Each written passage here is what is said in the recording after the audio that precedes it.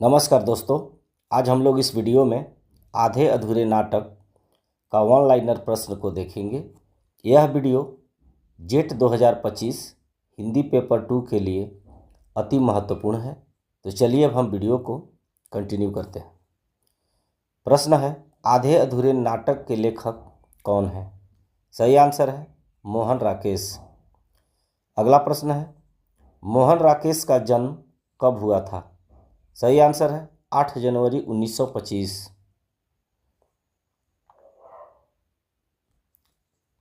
अगला प्रश्न है, आधे अधूरे किस विधा की रचना है? सही आंसर है नाटक। अगला प्रश्न है, आधे अधूरे नाटक का प्रकाशन वर्ष क्या है? सही आंसर है 1969। अगला प्रश्न है, इस नाटक में कितने अंक हैं?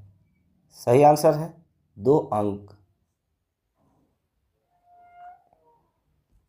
अगला प्रश्न है, नाटक के केंद्रीय पात्र का क्या नाम है? सही आंसर है सावित्री। नेक्स्ट प्रश्न है, सावित्री के पति का क्या नाम है? सही आंसर है महेंद्र नाथ। अगला प्रश्न है, सावित्री के कितने बच्चे हैं? सही आंसर है 3, एक बेटा और 2 बेटियां।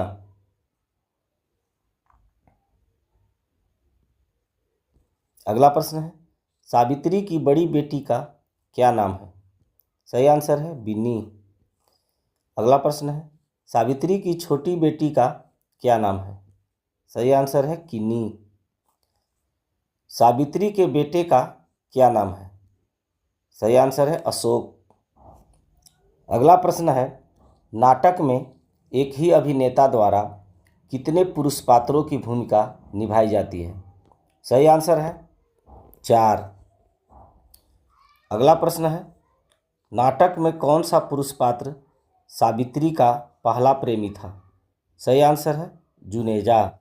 अगला प्रश्न है, नाटक में कौन सा पात्र आधुनिक मध्यवर्गीय परिवार की समस्या को दर्शाता है? सही आंसर है सावित्री। अगला प्रश्न है, महेंद्र नाथ किस प्रकार का व्यक्ति है? सही आंसर है एक असफल, निष्क्रिय और असंतुष्ट व्यक्ति। अगला प्रश्न है, बिन्नी ने किससे शादी की है? सही आंसर है मनोज से। अगला प्रश्न है, बिन्नी की शादीशुदा जिंदगी कैसी है? सही आंसर है असफल और तनावपूर्ण। अगला प्रश्न है, किन्नी किस उम्र की लड़की है? सही आंसर है लगभग 13-14 वर्ष की।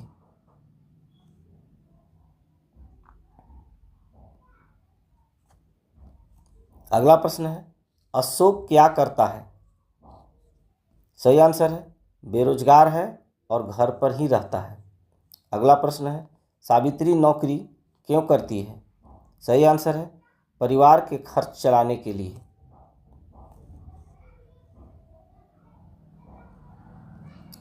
अगला प्रश्न है, नाटक का मूल विषय क्या है?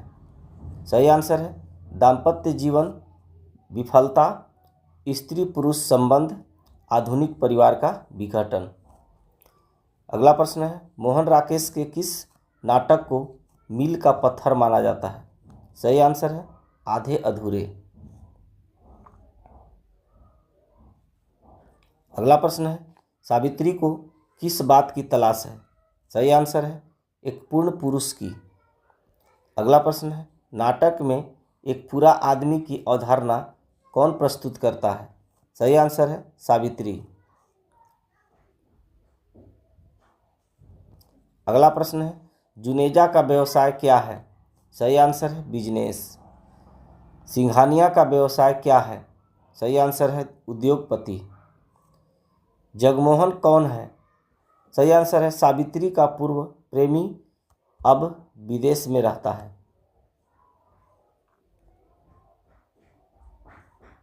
अगला प्रश्न है, नाटक की शुरुआत में कौन सा पात्र घर छोड़कर जाने की बात करता है?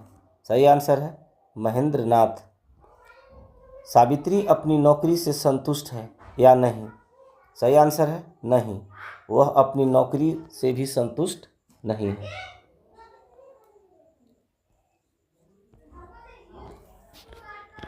अगला प्रश्न है, नाटक में कौन सा पात्र सावित्री को काली दीवाल कहता है?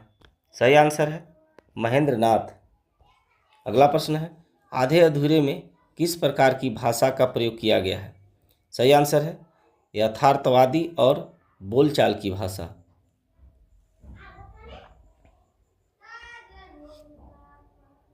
अगला प्रश्न है, नाटक का वातावरण कैसा है?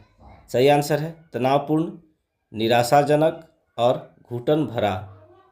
अगला प्रश्न है, सावित्री के अनुसार महेंद्र नाथ में किस चीज़ की कमी है? सही आंसर है आत्मविश्वास, सक्रियता और निर्णय लेने की क्षमता।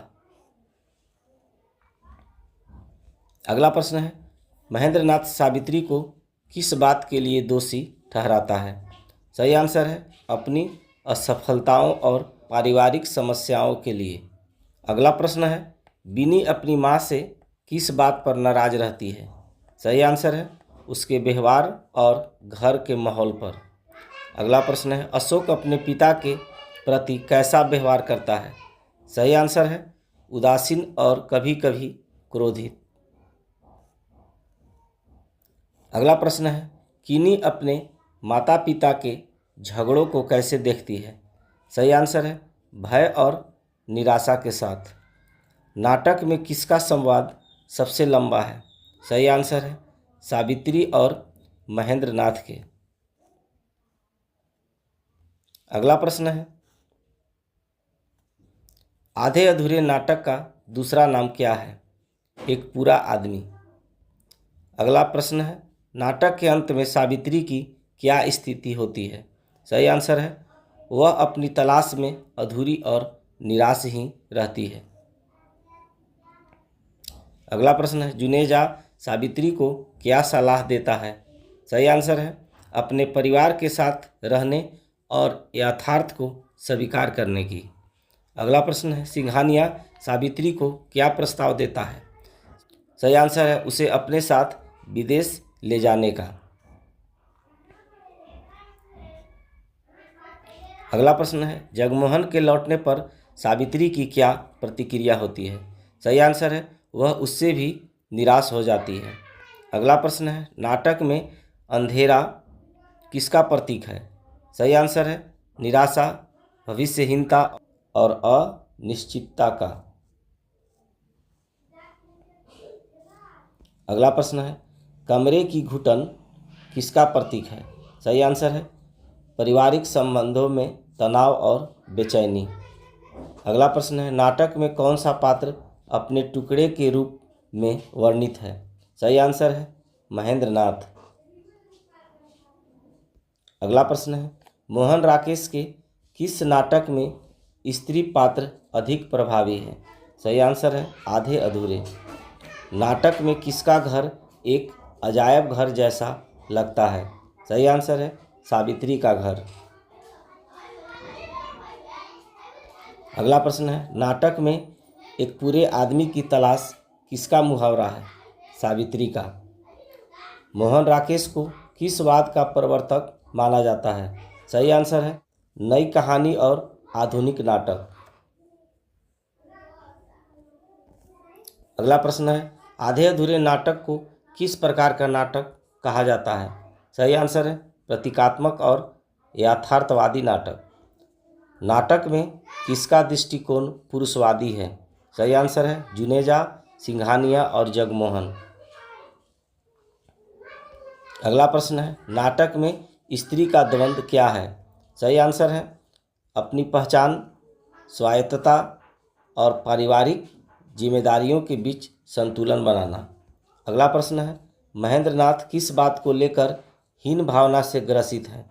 सही आंसर है अपनी असफलताओं और आर्थिक स्थितियों को।